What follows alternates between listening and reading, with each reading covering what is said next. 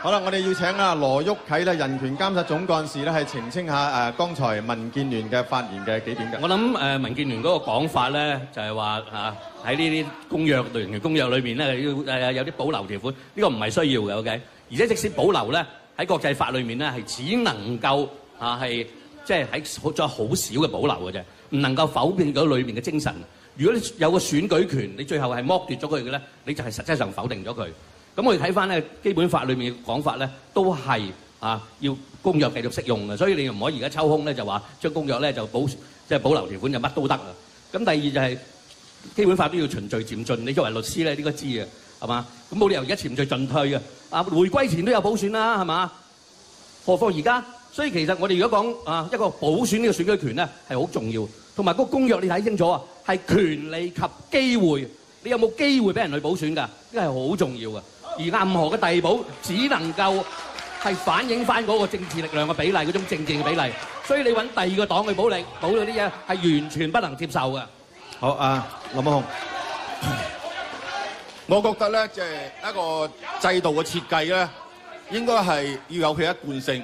因為既然喺香港嗰個即係地區直選嗰立法會議席咧，係採取比例代表制噶嘛。咁而家你話否定政府呢個替補機制，而要去補選嘅話咧，因為佢辭職㗎得一席，咁就變咗嚟嗰個補選咧，有機會就係做咗咩咧？同比例代表制唔相符嘅嗰個單議席單票制，咁所以變咗呢兩種機制咧係矛盾嘅。咁而法律咧係講求佢嘅一貫性，係嘛？呢個延續性，咁所以變咗，我覺得佢政府而家提出呢個替補機制，由餘額最多嘅嗰個第二名裏邊咧去頂上去咧，佢咁樣做咧，我諗佢嘅用意係為咗體現翻嗰個比例代表制。好，冇錯，基本法係講一貫性，但係一貫性咧就係體現於我哋根本上我哋嘅憲制傳統不嬲一貫以嚟都有呢個補選嘅機制㗎嘛。咁點解你而家無端端就要去剝削？人哋國家有人哋嘅傳統，有人哋嘅歷史，我哋香港有我哋嘅基本法，有我哋嘅憲制傳統，我哋不嬲都有補選嘅。基本法冇改變到任何嘢。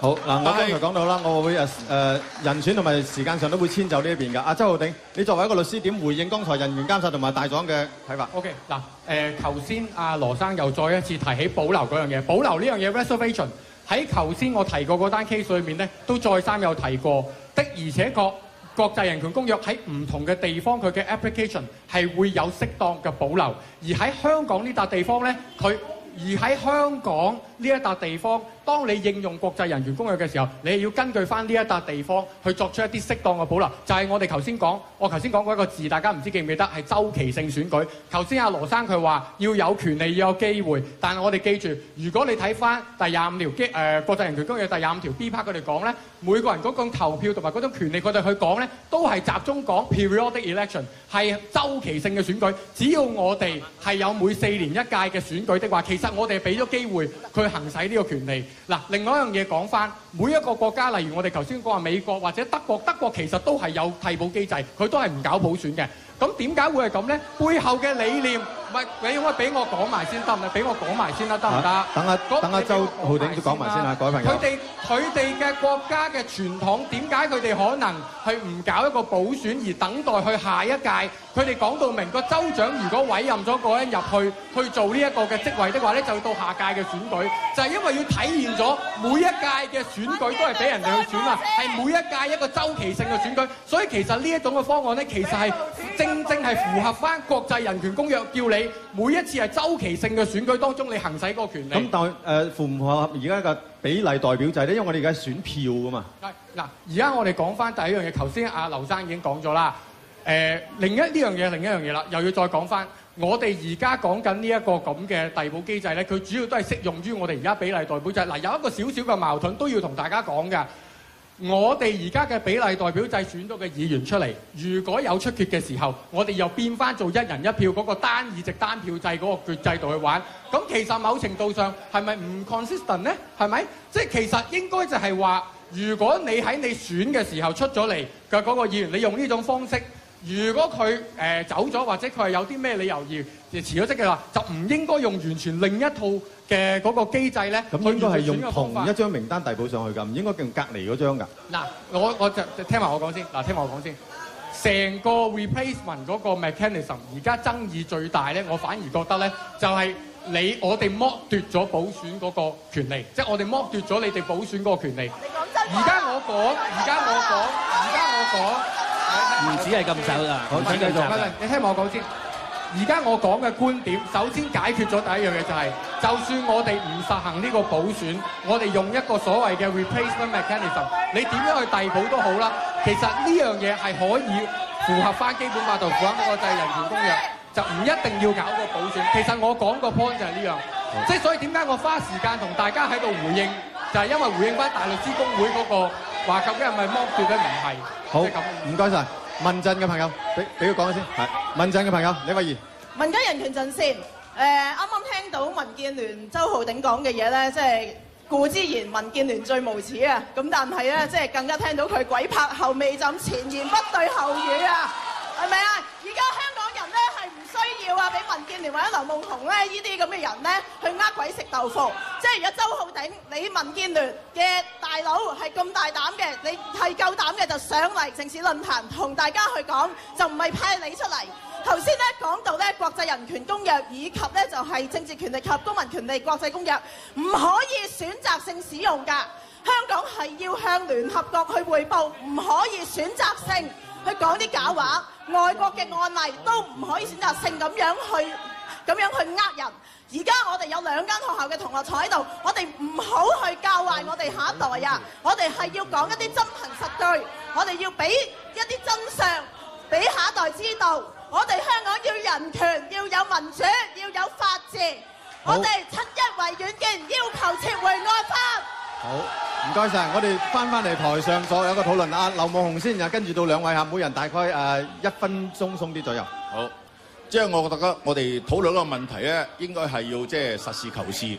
比如話，即係餘額最多嘅嗰位即係第2名啊，即係嗰個去申訴去替補咧，本身就係好明顯係一個選舉嘅產物，亦都係選民當初嘅選擇之一。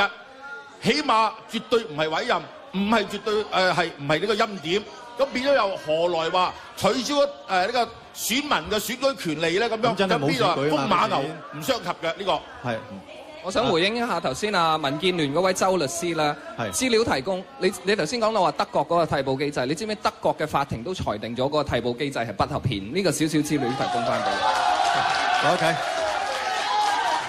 好，聽聽羅旭睇講下，各位朋友。好失望，一位律師又喺政界裏面參與嘅人咧，唔係好明白政治權利嘅觀念或者人權國際上面嘅標準。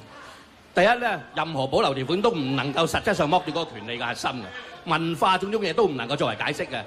香港嘅法庭亦都睇過啦，係嘛？你睇翻呢個有啲同性戀嘅判案啦，好清楚嘅，就唔係呢啲唔可以揾嗰啲嘢嚟推落。跟住就係現實上面當時嘅保留條款咧，聯合國亦都講得好清楚，係唔能夠喺而家仲會適用，因為而家係選舉產生，選舉就要跟翻普及平等。你可以唔選親你就要咁做，你可以唔踢波落場你就唔可以落手。跟住就係法庭都係咁睇，法庭都係咁樣。李妙玲案亦都講得好清楚，呢啲咁嘅保留條款已經係過時條款，因為我哋已經係選舉產生啦。所以你而家都搞唔清楚呢咁嘅基本法律嘅問題。跟住你講嗰個啲人替補用一個方法咁啊，你即使你話跟住去直選咁，佢話喂呢個唔係比例代表制喎，的確係因為補選嘅時候你冇話分多個咁多個隊噶嘛係嘛？但係冇理由連嗰個選舉你都唔俾人做，你唔俾人做，跟住你翻嚟你話用第2名補上，點解唔係同一條隊嘅第2名，係要另外一條隊嘅第2名咧？絕大多數都係第2條隊嘅補上噶啦，所以係實質上面否定咗嗰啲人已經投咗票嗰個持州職人背後嗰紮選票，最後咧你嗰個選舉每一票喺呢個議席裏面反映咧係完全不符合比例嘅，呢亦都係我哋講好多國際上面判決裏面有關票值相等個問題。你有一個方法係冇辦法做到呢樣嘢，但係如果你話有個直選補選嘅話，全部咁去數嘅，咁咧至少咧都有個選民基礎嘅體現，同埋定期唔係包晒所有嘢㗎，定期只係最後係確保選民意志體現，嗰度係確保咧啲人嘅意志第一時間能得反映啊。所以替補其實如果係要做嘅話，最好係普選。好，唔該最好都係晒俾人選。我哋聽聽阿郭榮鏗嘅補充，然後跟住到羅慕豪。冇，其實頭先民建聯同劉生提咗一啲憲制上嘅法律問題觀點出嚟。嗱，既然有啲咁重要嘅憲制上嘅法律觀點出咗嚟，點解唔做公眾諮詢呢？點解要粗粗咁樣一定要即刻立法呢？我哋根本上冇充分嘅討論，一定要公眾諮詢。呢個你同唔同意啊？呢個你同唔同意？其實咧，我就覺得咧，就即係郭生頭所講嘅嘢咧，係有一個即係話呢個健忘症喺處。點解咧？因為替補機制喺香港已經唔係第一次㗎啦。嗱，香港區全國人大代表咧就有36個啊。喺過去啲年月裏邊咧，先又有馬力過身啦，後嚟有烏維榮醫生過身啦，佢都係由排名第37個啊，嗰個得票率係第37。而家係講緊香港嘅選舉啊，升上去，咁就去出入到個港區全國人大代表。咁其實裏邊喺個選舉委員會裏邊咧，佢公民黨都有代表㗎。但係點解以前對呢咁樣嘅替補咧、遞補啊，又冇出過句聲咧？係嘛？而家先至係咁大聲啦，咁我覺得好奇怪咯。好，我哋休息陣間先我諗我哋出咗好多次聲㗎啦。回合翻嚟咧，我哋再聽聽現場朋友嘅講法，好嘛？休息陣間先。